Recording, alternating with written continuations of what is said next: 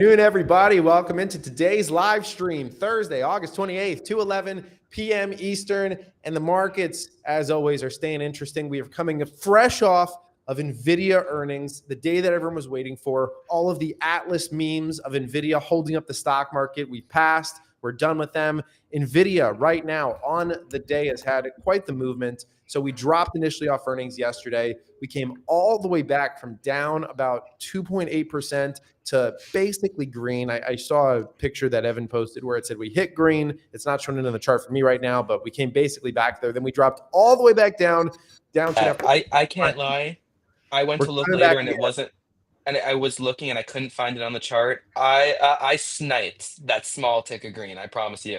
Yeah, well, I was waiting. Look, it's green at the beginning. Yeah, it's no, on I'm the saying left. this was intro. Oh yeah. I think was this intro. I think this was pre-market, right? Yeah, no, that's it. No, that's post-market. That's market it was open. green right there. Yeah, we popped right up right around 9:30, 9:40 a.m. I'm seeing 9:40. We were only down 26 cents on the Robinhood chart. And then I know that right now we've come all the way back up to 180 and we are only down 0.83% today. NVIDIA stock is still up 32.5% on the year and over 40% in the past 52 weeks. Coming out of that call, it's very clear that NVIDIA is still by far the leader in this industry, and it's not slowing down. They're in fact continuing to ramp up new areas, new chips, lines along those lines. They address the China side. They really tried to position it as an opportunity rather than an obstacle. That seemed to be a very big focus of the call. And of course, we got a double beat as well. So very impressive. Let's show that right there on Earnings Hub at the top. If we can show the revenue and the EPS. You see this? Yeah, the chart right there. Look at that. Just beautiful. It's hard to I'm sorry if this is giving you whiplash. I'm trying. No, you're good. You're good. This is great. They're just continuing to scale. Let's click onto the EPS for just a second. EPS. Is that good? Look at that. Look at that. Yeah. growth, No, man. we don't miss. They don't miss. We've talked about this though. Like the law of big numbers said this should have stopped here. Like the law of big numbers is broken. And truthfully, this is probably a big reason for why like maybe Palantir is valued where it's at. I'm a soccer guy, and I think back to when Neymar got sold to wherever it was for 200 million, and it kind of broke the market. And maybe there was a comeback to earth moment, but everything was still going up. Sorry, I interrupted you. No, I was just agreeing with you. Like I genuinely thought of it. but like just NVIDIA's numbers. Go back to that chart, the revenue growth chart. There we go. Right. Yeah, that one. So I don't know if you can scroll up a little bit because like our let me do this chart for us. Yeah. Oh, there we go. That's much better. Yeah. So like that little dip right before it just explodes. If you hover over that last bar before it explodes, one more over to the right. So that's $7.1 billion revenue for the quarter. That's a pretty massive company already, like $7 billion revenue, quarterly revenue. That's about a, $28-30 billion revenue run rate company. That's how big NVIDIA was just, 3 years ago. But then you go to the next quarter and it's 13.5 billion. That's like basically 100%, almost 100% revenue increase quarter to quarter, not year over year, but quarter to quarter. And then you go to the next one and it's another, 5 billion on top of that. That kind of growth was unprecedented. So, hold up on the, go back 2 quarters right there. Okay. So that Q1 2025, I believe, like that one is 26 billion. And that compares to Q1 2024 at 7 billion. So what is that? 250%. What is 26 divided by 7? I mean, mind freaking blown. No one thought that such a growth rate would be possible, going from 7 billion in a quarter to the next year doing 26 billion in the same quarter. That's just unprecedented in the history of public companies that are large. So you're right. They totally broke the law of large numbers, and that graph is just insane. It's mind-blowing. You can kind of see the law of big numbers in here, and like 13 billion to 30 billion is what, a $17 billion increase. They basically just did that again, 17 billion. But now that we're at a bigger number, the growth rate is lower. It's a smaller percentage. Yeah. So you are seeing that here, but like They have $15 billion growth year over year. So and let's do the same thing for Q1. It's probably even better. 7.19 up to 26 to 20 billion, and 26 up to 44, 18 billion. So there's a little slowdown there. Maybe you're starting to see it balance itself out, but we're talking $46 billion at this point. Like this company clearly seems like it's on its way to $100 billion of revenue on a quarterly basis. on a quarterly basis. Sorry, that is a huge caveat. Yeah, which would put it at roughly And a the $400 crazy billion part, revenue. Yeah, this is actually a P to E. This is actually a little higher. Maybe I don't know if the E is fully updated yet. it is. So It it's gets actually, updated like immediately after we you get. know, Yeah, it's not a little that more bad expensive. considering. Well, a PE of 50 is not that bad for a company that has 72% growth rate, right? Like this company is growing faster than Palantir, which is mind-blowing. Even right now, it's growing faster than Palantir, right?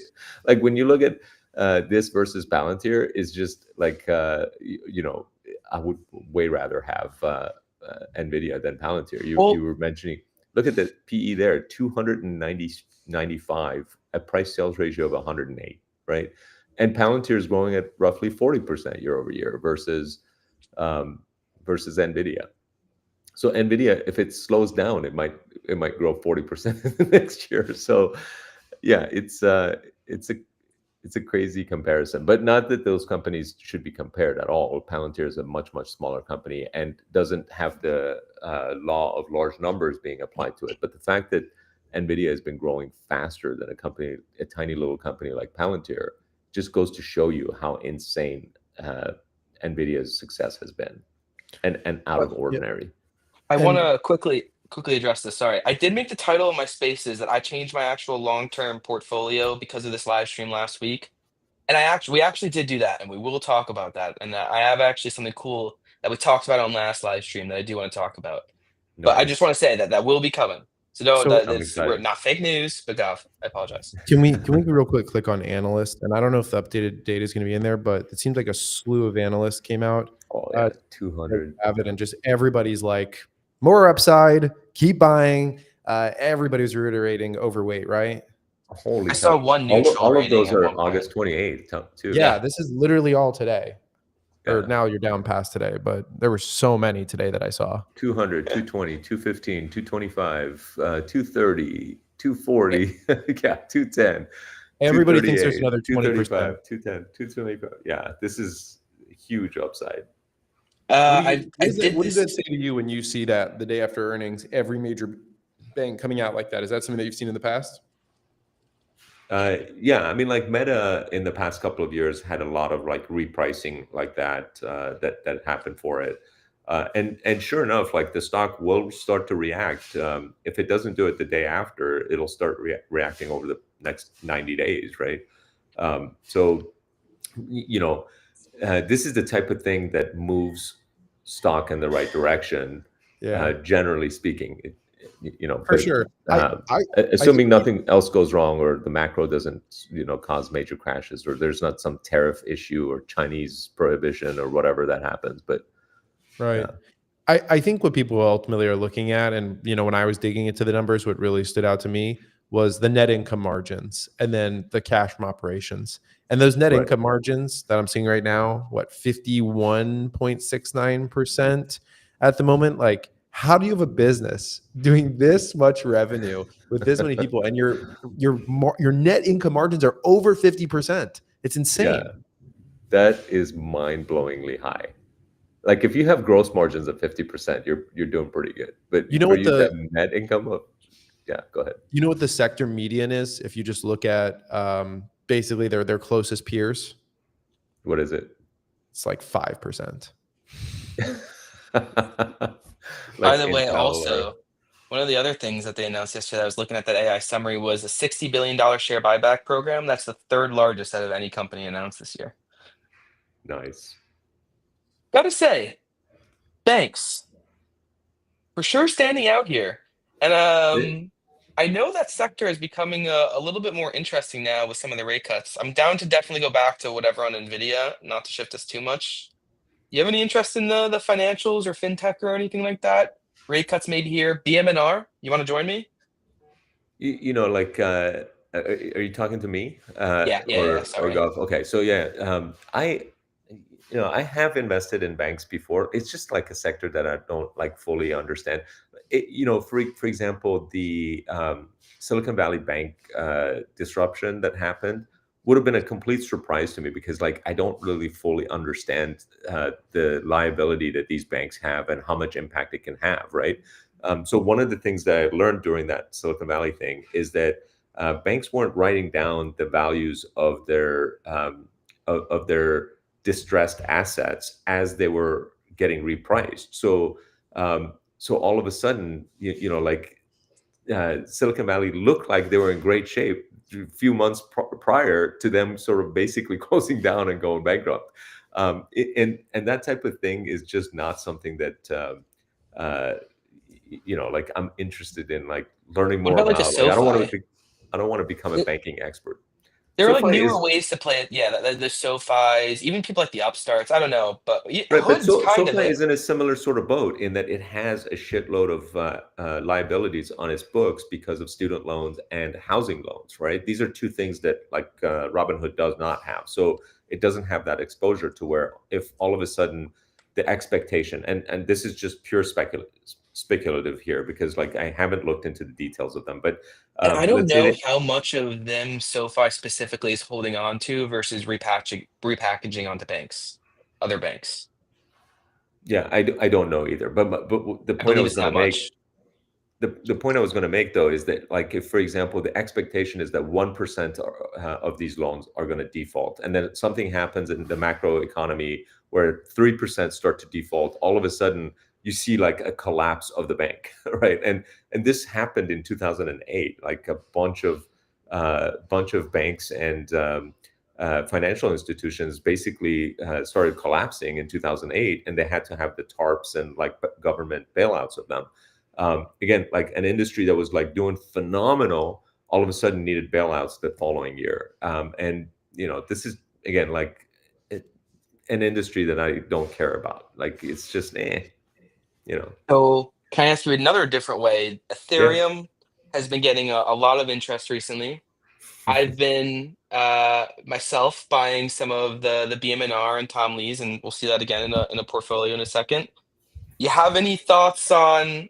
I'm curious if you've even looked into stable coins or anything or any of that stuff. I, I mean, I know I feel like there's this connotation around crypto and stuff, but yeah. there is a concept going around with stable coins and the Genius Act allowing this to happen. Like right now, Mhm. when you make transactions anywhere, transactions online, there's a middleman taking a piece of that.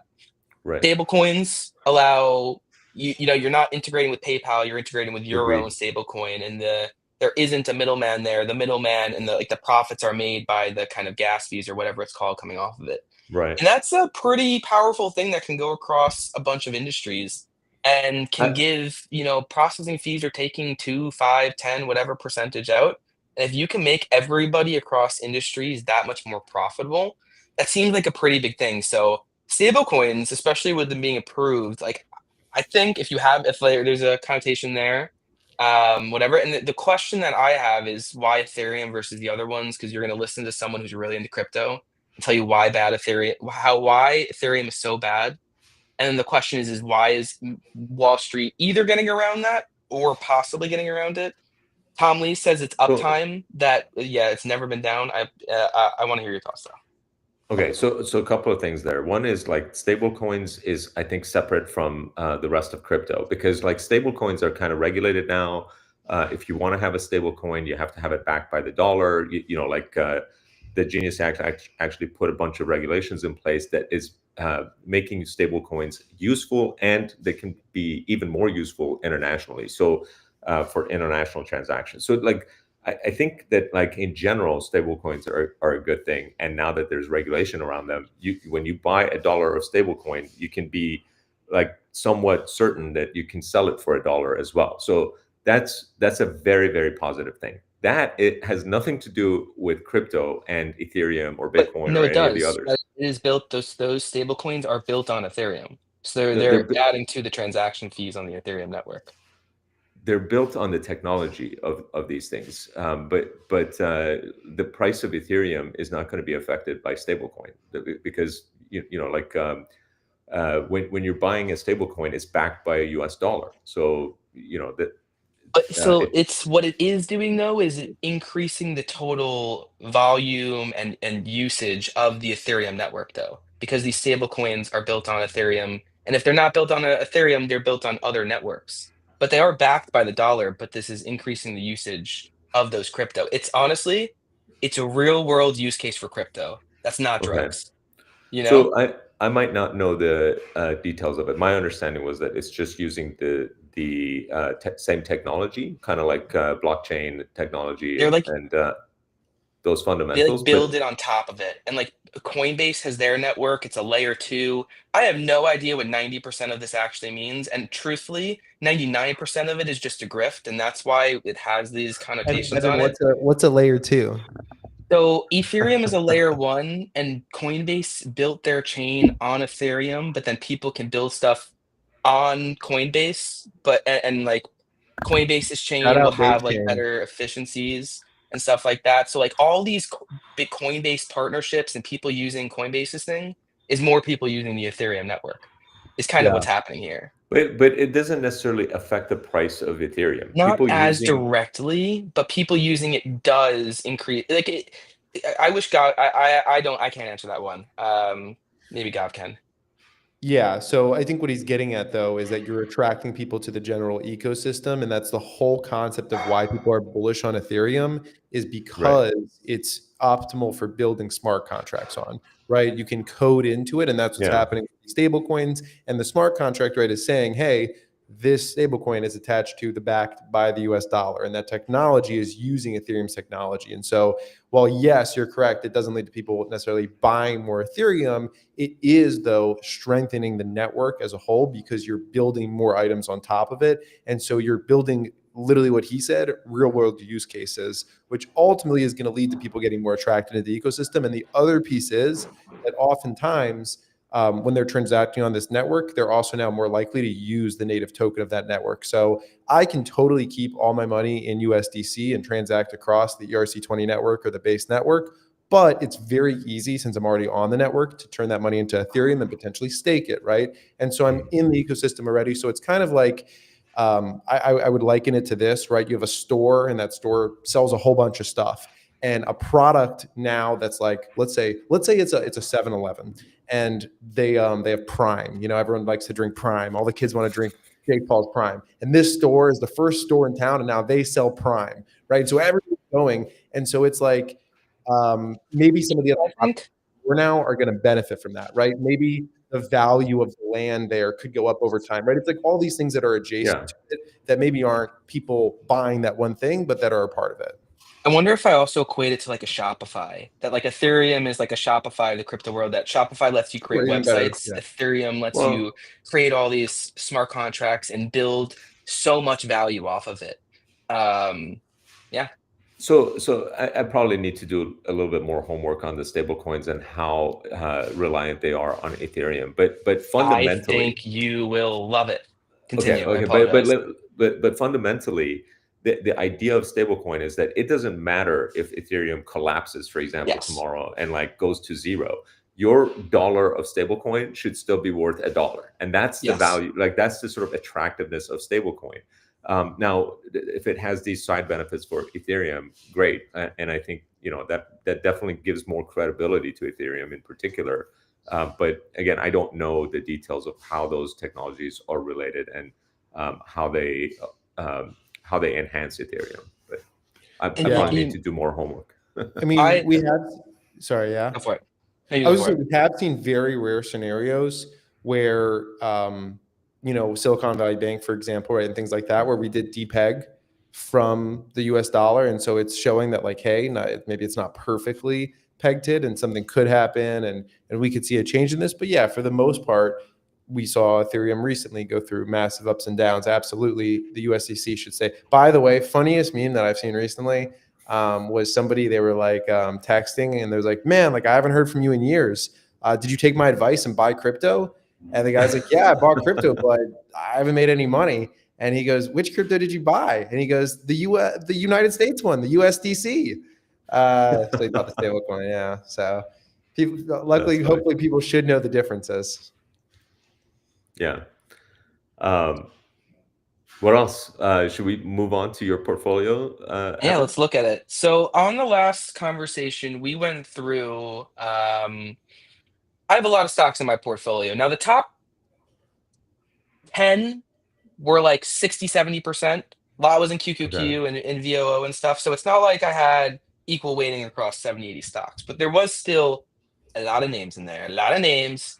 I did sell a good amount out of that actual portfolio, not because I don't like them, not because or whatever, but because my largest holdings QQQ and VOO, and it kind of came to the thought of, you're not wrong, why am I holding these? And what I am doing is taking more concentrated bets in a couple of the names that I like. And they're part of the reason for that last 15-minute parade, and why I hope you might join me, is one of those names was BMNR. So Tom Lee kind of playing off the Ethereum one. But honestly, I'll just run through a bunch of the names that I've sold in my portfolio to try and free up cash. I bought a lot more BMNR. I bought a good bit more Genius Sports, GNI. I apologize for saying I'm going to go through all the names that I'm going to sell, and then started talking about the names that I'm buying. So ADHD to the max. So I want to let you know to take a step back. Genius Sports is one that I am buying as I'm doing the consolidation. BMNR is one that I made into a top. Honestly, I think it's even my largest single stock holding now across. Really? That's a huge. BMNR single largest holding? Yeah. No. Largest single stock holding. I own more VOO and I own more QQQ. Yeah. I might have to take my my bet back that you're going to do better in the consultant. I don't know. No, I'm just kidding. Wait, is this across all your portfolios? This will be your single largest. No, he wouldn't. Why? He doesn't even like it. Wait, you saying me? No. Yeah. He's talking to you. I'm saying for you, Evan. Gotcha. Across all your portfolios, this is the single largest. For like not an ETF. Individual stock. Like I own more QQQ and I own more VOO. Are you up on the position at least? It's pretty much right here. I literally did this like yesterday or 2 days ago. Wow. Wait, are you thinking we're looking at your screen, by the way, Evan? No. What I am looking at right now is my actual long-term portfolio, like the full thing, which I don't necessarily want to put this all out there. Okay, but I will show I did create an account because we did a little challenge last time that, if you create a separate account, you could do a paper trading one and we're put it on Savvy Trader and whatever. No, I want to make a real account and put it on Savvy Trader. So I put some money in the account. I have a portfolio on the side, and we're going to look at that in a second. But so I was buying BMNR, Genius Sports. I added a little bit too. I added a little bit more to my SoFi, and then I added a little bit more to Rivian. Okay. Which let's stop at Rivian. Those are the holdings. Okay. Yeah, those are the ones that is my long-term portfolio. So like the names that we were kind of going to talk about in the consolidated one, I actually believe in them, and I made sure my actual long-term one was also a little bit more in that direction. Now, the names that I sold out of it, just to kind of consolidate a little bit, some I was up on, some I was down on a little bit, whatever. I sold out of Shopify, sold my Netflix. I sold a couple of the ETFs that I was holding in my IRA. I really do like IHI, which is a medical devices ETF, medtech, but I don't necessarily want to be having that in my IRA at this point. CME Group I sold Walmart. I sold a couple. I sold Viking Therapeutics. Took a big L on that one. Raytheon, Lockheed Martin, Square, Alibaba, Shopify again. Yeah. Random side note, by the way, I can come back. I'll wait until you're done. Kava, Costco, Walmart again, and that's about it. What were we talking about? Okay, you mentioned IRA, and then it just occurred to me, like, do you have a traditional IRA or a Roth IRA? All right, don't make fun of me because I have a traditional IRA. Okay, do this almost immediately, because like if I had done this when a long time ago, it would have literally been worth a lot. and I mean like a lot, like life-changing amounts of money. But change it over to a Roth IRA, pay the taxes on it, and and then let it grow in the Roth IRA. Because here's what's going to happen: you don't retire for like another freaking 35 years or something like that. Over the next 35 years, all of that gain is tax free, yeah, it's like insane.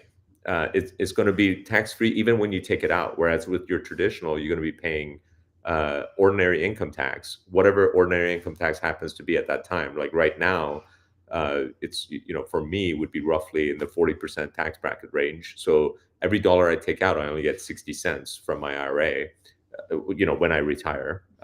It's traditional? And because it's traditional. That's right. You never did any Roth? Okay, so I happened to open a Roth IRA with $1,000 in it over, like, I don't know, 10, 15 years ago. That's the only Roth IRA account I have.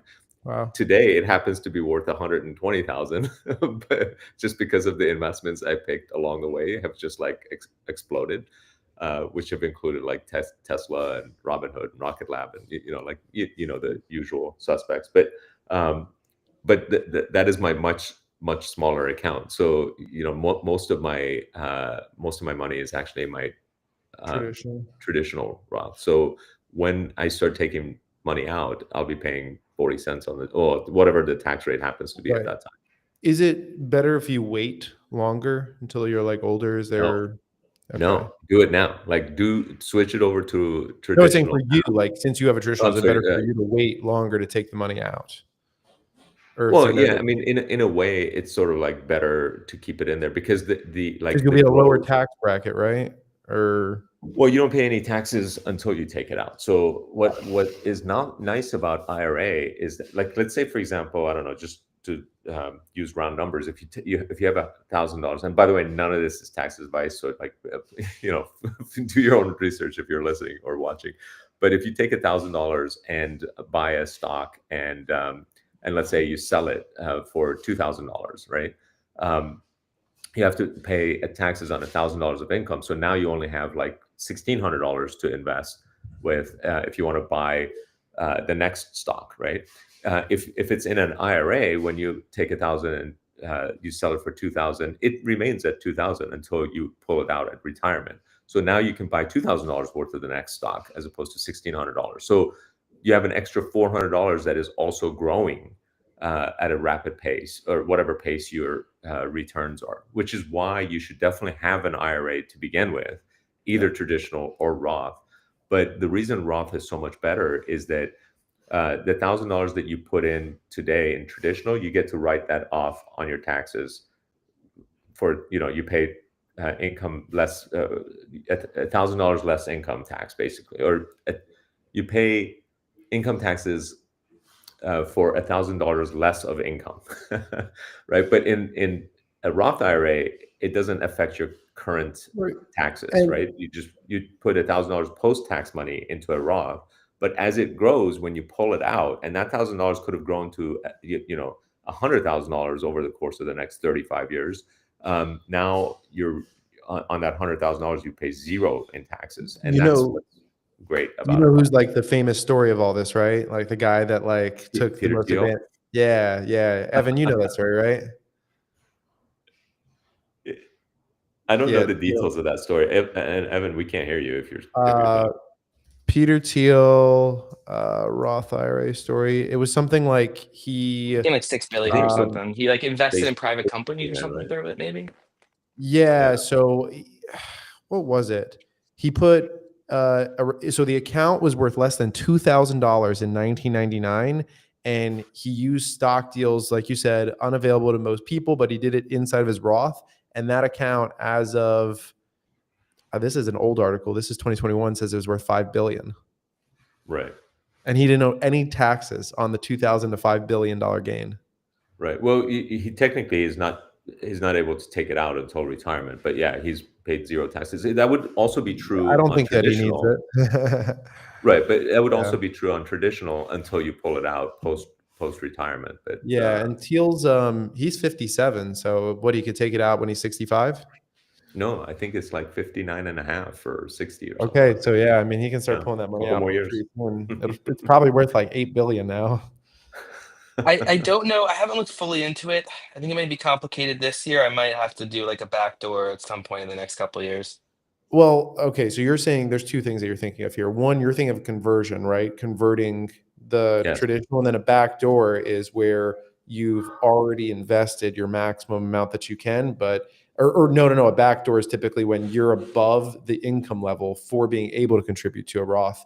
And so you still contribute to it by doing some workaround method, right? Because like Hamid, I like haven't looked into. I Yes. haven't Hamid, looked like into that, but like you I can only suspect. you have to make less than 140K or like 150K a year Right. to contribute to a Roth, but there's methods to backdoor in the money from being higher by doing like he was saying, a traditional and then converting it in. I don't know. Gotcha. Ask a financial advisor. But if They would you're pay them for it. if you're contributing to to an IRA right now, whatever you're contributing, you should definitely be putting into a Roth instead of. Evan, look, the LinkedIn guys are even saying long ETH. Look at that. I know. I Shout out saw Matt that. Smith coming from my LinkedIn. I bet you give it a couple weeks, Hamid will be coming on and be like, all right, how do I load, how much ETH can I load up? For the record, with the Ethereum treasury companies, something that's different with ETH versus Bitcoin is you can stake Ethereum and get a 3.3% yield or whatever it is. So, they're sitting on $9 billion. That's not 900 million, 90 million, right? We're at 1%. $270 million worth of net income BM&R has. If Ethereum's at this price, it would have for the year. Just saying, just saying. All right.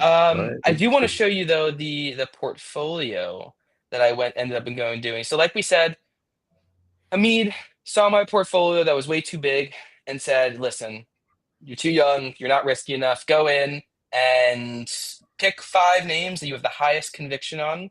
I came in with a mag 7 names. He said, that's great, but let's pick some ones that have some chances to actually go up 10x. And yeah, if my lifetime is the scale, I think that the mag 7 can go up. But we're talking a little bit of a shorter time scale on these. So this is the portfolio that I actually ended up creating, and you're going to be able to track this in real time at any point on Savvy Trader. I'm going to put this up there soon. But this is a mock. Well, this is a real money that I put in. A good bit of money too. This is not Real nothing. money. I put in a good Very bit of money. real. Real money. A lot of money. Money I care about. Lots of money. I could have bought I'm gonna buy that Meta the Ray-Ban glasses or whatever. They're coming out. But I could have bought that instead of doing this. And I still have a little Well, bit of cash, so maybe we make another buy. But just in general, this is what we got. BM&R, Okay. 24%. It's down 10%, so it maybe even was more. Rivian at 20% of the portfolio. Yeah. 7 things. That's way better than 70 or 60 things, which I think you have or had at least in your main portfolio. So I'd be willing to bet that this portfolio will do way better than your main portfolio in 3 years. But Here's a keep Teal it thing, to by the like way. no more than 7 things. Someone just commented it was an investment in Facebook that he put in his Roth. Yeah, that's what I was saying. Is like you put the Facebook shares in. But yeah, so I like this a lot. Why is Apple in there? So here's the thing. First of all, this was a disgust. portfolio. No, Apple will be coming out. Truthfully, Apple will be sold. But here's the thing. This was a portfolio that I had prior with a little bit of money. We had done a portfolio competition, and Apple Okay. was in it. So I'm still holding it here. The reason I'm still holding it, because I have a trade going on in my own portfolio right now, Apple heading into this iPhone event. I think this next week period going into the event is a great time. So listen, I could have You can sold it see right that. here, but we're going to do a little bit of a trade as we're going into the event. The event is the September 9th, which is a Tuesday, Monday or Tuesday. I think we're going to be at 240 quite easily. I'll sell those shares, either put it back into Meta or Hood. This is another thing I was holding. Wait, what day? It's on the 9th? Yeah. Same day as the Robinhood event. Interesting. Oh no.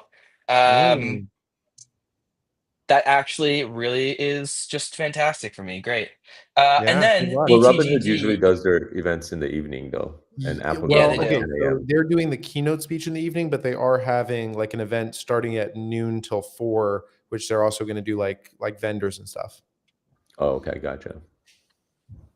And then BTGD, this is Bitcoin Gold. So this is like kind of another holdover that I was like, we'll just keep it there. I like it. I like BTGD in that direction. And he said that they were going to, didn't he say, was it It was BTGD for the that they're other going to lever it ones. up to No, the other 1.5? ones are not. No, it was all the other ones. Okay, it was one of the other ones. Yeah. It was all the other ones except that. But I also have cash at 2,800 left that I wanted to wait for this conversation to maybe distribute around. I'm not going to say I'm not taking financial advice or anything, but part of the reasoning for even doing this was because just our conversation and it made so much sense. So I don't know. I just I wanted to got bring you. it up. But I this isn't cash that I'm just like, all right, guys, I'm bearish on the market. I'm keeping 14% on the side. I wanted to wait for this conversation and maybe deploy some of that in. I don't know if Okay. there's other Okay. names. What are the most recent Hamid buys? Can I show the portfolio on here? Sure, sure. Bumble is probably the other one that I have bought recently or doubled down on. Rivian, which you already have in your portfolio. So So if you guys Bumble go is the over to one. Savvy Trader, by the way, this is free. He shows his portfolio for free. Savvy Trader, go to the Wait, is it portfolios and you'll free be able to find it. now? Say again. Is it still free or did you add a No, paywall? well, my portfolio is free. Got it. I created Savvy Trader for other sort of people to be able to make money off of sharing their portfolio, but the idea wasn't for me to make money off of my portfolio. I wanted to be dog fooding our own product, so I was the first portfolio on there and have been on there since April 26th, 2022. So 3.5 years now. Very nice. Very nice. For the first 6 months, I was like down 15% in 2022. It was bad, and it was all public. You know, it was.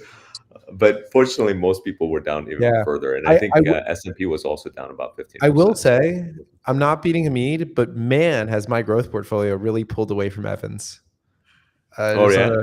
I know Evan. We used to talk about this on Spaces all the time. So let me take over the screen share for just a second. Look at this. The growth portfolio looking good. Got the 1 year. Got the max. That's Every funny. time frame. All right. Sorry. I'll stop sharing. Go You know for what we Evan. could do though? My new portfolio versus your portfolio, I think is a good comparison. Yeah. Versus mine, yeah, that would or Gov's, I guess, yeah. No, I Hamid, like I that. want to feel good. Hamid, I want look to win. at I want to be able to win, so you won't be in it. It will be Hamid, Gov. look at Y. Look at Y. Look at the all time.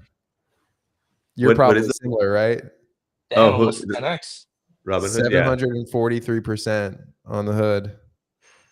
That's because he got in late. I got in late. Oh I kept man. talking about Robinhood. What did you get in at? Oh Or what? man. This is your portfolio. I thought that was Evans, but what was your first buy at? God. What was my first buy at? Let's see.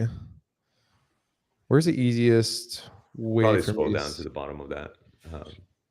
Okay. Sorry. Click on Robinhood and then scroll down to the bottom of the right side. Oh, you can actually filter down to just Robinhood in the Perfect. history. Yeah. So I added. So I purchased at 12, and then I added on top of that at 983. Oh, okay. That's not bad. So yeah. Mine was You gotta 14, but I just didn't add enough. You know, I had my bigger buys at like 22, 20, and then a couple at 40. okay. Yeah, I mean it's grown a lot obviously because it's up so much and it's still only 16% of the portfolio. So it's not like it was a huge part of the portfolio. Everything in here has worked out really besides for Labu, but that was already a small portion. Even GCT is still green. I don't know if you follow that one at all, but it's been all over. Celsius really came back, which was big for me. And then Google pushed all-time highs. I didn't, which was nice. I really didn't think that was going to happen. Look Google? at TME too. Evan was roasting me Celsius. for this No, one. Celsius. Oh, Look at TME, 71.5%. Meta, Why would I want to own 155. 10-cent music? Dude, Celsius is killing it because it's one of the biggest know. companies in the world. Look at Celsius, 126% year to date. But it's not People really 10-cent. love It's 10-cent music. What are we talking about? 10 cent music, baby. Who doesn't like some music? Up 120% year to date. That's funny. Just saying, it's worked out. Shout out to my subs. By the way, we haven't really talked about this one yet, but I do want to say we appreciate Hamid for hanging out with us on this one. And if you guys enjoy Hamid and his thoughts, he does have a podcast that he is now doing. Let me go in and share my screen. Buy, hold, rant. Buy, hold, rant. That's basically what I do. I buy, hold stuff, and rant about it. That's his page. If you go in, search in Hamid with an S, Hamid's Buy, hold, rant is the podcast name. If you are a fan of Hamid, you will go in and enjoy this show. Dustin's great too. Shout out to Earnings Hub as well. We've been showing it off a lot during this. We didn't, honestly, I just enjoy these conversations a lot and just kind of talking. We do have a couple earnings coming up after the close today. Earnings Hub, the ultimate calendar. You can flip in and look at the list view. We have Dell, Marvell, Affirm, Ulta, SentinelOne, Iron, Webull reporting earnings. Webull is a popular one. Here's kind of what is expected on all of them. These are ranked by popularity, by the number of people who set alerts on them. Oh, Evan, new feature. Go to the calendar week view, and then change your filter to like all, which used to make it like sort of or no filter rather. It used to be like crazy, just the top and now 10. we showed the top 12, and then and then so then you can expand it. But like on busy weeks, this is a great way to look at it. Do we need a way to minimize it? We do need a way to minimize it, but we'll have that. And by the way, something that you guys may not know, this thing down here, the earnings. I learned this just randomly on a thing. It just kind of gives you all of them ranked by the most popular ones. Great. So we're getting curious. Yeah. Sorry. You go first, and then I have a comment. I was gonna say, if you're curious about like what's more popular, what people have alerts on, and just kind of dig around, like you can even use this as kind of like a social sentiment proxy, I feel like, or like a popularity thing. But this is here. I enjoy it. It's interesting. And one thing also, Earnings Hub, everything I've showed you is free, and 99% of it is free. So cool stuff coming to get you guys to go in and do extra stuff, but everything here is being delivered for free. Gav, what you're saying? Two things. Can I be at 3 big booms for SPY, new all-time highs this minute? Boom! Nice. Boom! 3 big booms for SPY, all-time highs, 648, 93, and pushing. You love to see it. Shout out to the holders. QQQ, time to catch up. Still about $5 off. And then number 2, I want to give a shout out to my LinkedIn for carrying the comments here today. We got a third guy, Jose, popping in. And I was curious, maybe we could talk about the Earnings Hub ratings here for a second, because he asked, do you guys use AI when doing research? And what do you think of the AI trading tools out there? So Hamid, what do you think? I mean, I personally don't use AI for much on stocks, other than like maybe ask questions like who's the CEO of like some company or whatever, questions like that. But most of the research that I do is actually done on Earnings Hub, because I'm looking at earnings information. To me, like every company's actual value is all about the earnings, right? So, and its earnings potential. So that's my style of investing, which is probably why I have created Earnings Hub, is because I want the information that I look at to be easily accessible to me. So I listen to earnings calls. I look at past earnings reports. I want to know details about their revenue growth and EPS and that sort of thing. So, There you go.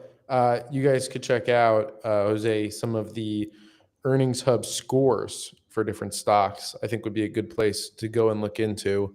I use some of the AI trading tools too. I like ones that can like scan the options chain for me and other stuff like that, and just go through heaps of data that I'm not going to go all the way into. But I use them more typically on the short term, and I would use something more like Earnings Hub for the long term.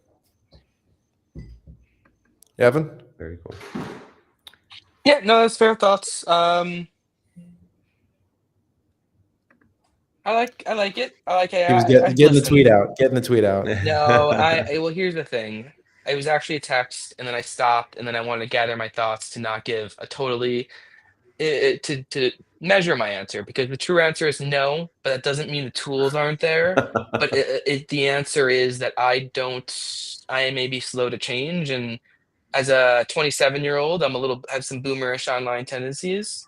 So yeah. So that's what I would describe it. If I would have just answered right away, I would have said no, they suck. But that's not true. I'm not good at using them, and I haven't found the right ones yet. And I've been a little bit of slow to change on certain things. So maybe, and there's a lot of times, and I think that this is why I love Apple, and this is why I think you'll end up seeing stuff. Once I'm starting to use AI, but not knowing it's AI, it's just more useful products in my life. That's probably when mass adoption is going to go on, because yeah, I might be a boomer, but the actual boomers are going to be more boomer. So yeah, that's how I would answer that. As long as you don't use Gemini. God, isn't it good? Gemini I thought was good. Isn't Google good? The VO models are. I'm sure the model is good. It just feeds me incorrect information with such confidence that I can't stand it. But you know, it is what it is. It's AI. All right, we're almost at the top. Have you guys seen those South Park episodes where the guy's talking to ChatGPT with his over his wife? It's just so funny. Yeah, and then they did the one recently with where Randy is in like a K-hole, and the only way that he can get his wife, like the only way his wife can get him to respond is she has to talk to him like she's ChatGPT, and so she like talks in like the tone. And would you like to see more options? Like that. And very positive, reaffirming responses. Literally.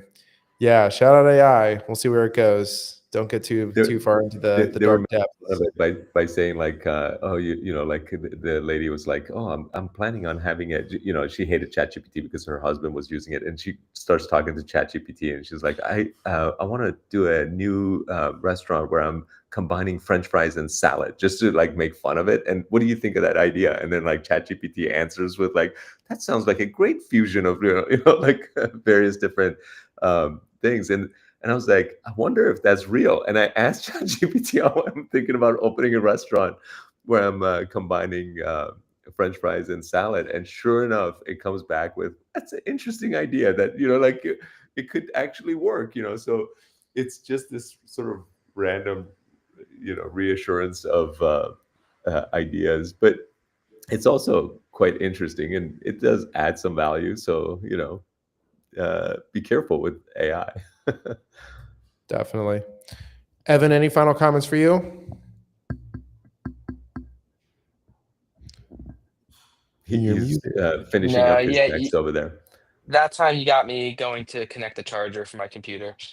No, nothing more from me. We got stocks on Spaces starting in a little bit. I got some family who's been around for a while. They're leaving, so I'm gonna spend some time with them as well. But yeah, I still have like $2,000, $2,500 in that portfolio to allocate around. So maybe even next time we do this, we'll Bumble. Well, let's talk about that one next week. But I don't know. I own some Bumble and the other thing. I have truthfully, I've tried the app. I don't like the app. Oh, you have? It's just hard for me. It's just hard for me to go in and like something and like buy something that I just don't think. And maybe that's when you turn it around and it starts working. Have you used any of the other apps? Yes. And do you like them better than Bumble? Listen, I'm not some great looking guy here, so maybe it works for other people. Hinge is the only one that has actively. I'm just wondering, relative to the other apps, do you like them less or same? I think Hinge is the only one that I think actually works. And truthfully, worked for me. I wouldn't mind. Like, I would pay for Hinge. There's no way I would pay for Bumble or Tinder. Okay, but what makes Hinge like? So I signed up for both of them in the past few weeks just to try them both out, especially since I'm an investor. Yeah, exactly. So to me, Hinge has an inferior UI. What makes Hinge better from? I get matches. I meet more people. I meet people that I like. It works. I would push back on inferior UI. Not that I've seen the UIs in, you know, what's it been 3.5 years. But I would say that from my memory, from what I saw, and maybe they've changed it, Bumble was more in the Tinder profile model of just swiping through photos and having a few items on the person. And Hinge is more of creation of a full profile from what I'd seen. They're similar now. Here's it's actually quite surprising how similar they are. So they just copied them. Yeah. I don't know which one copied which, but Hinge was a lot yeah. more developed a few years ago. Okay. Yeah. But what would I know? Yeah. Yeah, very cool. Well, there you have it. Thanks very much, guys. I always have a lot of fun in these things. Sounds good. Appreciate Loved you, it. Thanks everybody for right. tuning in today. That's going to do it for this one. We'll catch you on the next one.